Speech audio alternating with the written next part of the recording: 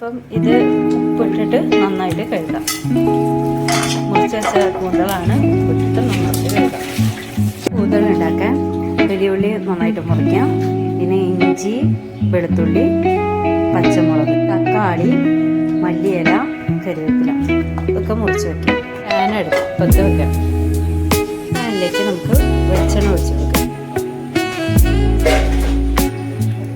ഇനി നമുക്ക് ഉള്ളി ഇട്ട് കൊടുക്കാം. വഴറ്റി കൊടുക്കാം. ഉപ്പിട്ട് കൊടുക്കാം. ഉള്ളി, ഇഞ്ചി, പച്ചമുളക് ഇട്ട് കൊടുക്കാം. എന്നിട്ട് നന്നായിട്ട് മിക്സ് ചെയ്യാം. ഒന്ന് വാടി വന്നാൽ അതിലേക്ക് നമുക്ക് തക്കാളി ഇട്ട് കൊടുക്കാം.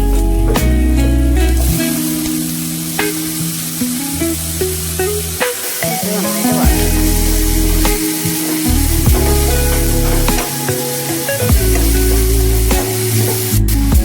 അതിലേക്ക് കറിവേപ്പില ഇട്ട് കൊടുക്കാം.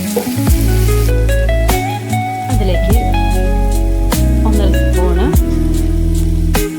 മുളക് പൊടി ഇടാം. കാശ്മീരി മുളകാപ്പൊടി ഇട്ടത്. ഇനി 1/4 ടീസ്പൂൺ മഞ്ഞൾപ്പൊടി ഇടാം. 1/2 സ്പൂൺ മല്ലിപ്പൊടി ഇടാം. നന്നായിട്ടൊന്ന് മിക്സ് ചെയ്യാം. ഇനി നമുക്ക് അതിലേക്ക് കൂന്തൽ ഇട്ട് കൊടുക്കാം.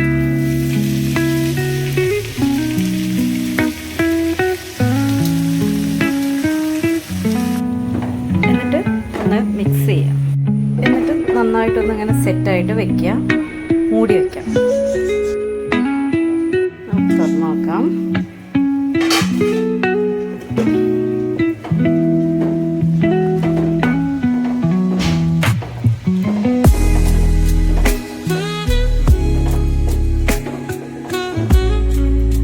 വെള്ളം വറ്റിക്കോട്ടെ കേട്ടോ.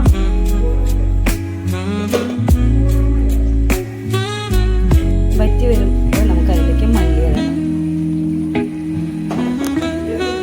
കുരുമുളക് പൊടി ഇടാം. എന്നിട്ടൊന്ന് ഇളക്കി കൊടുക്കാം.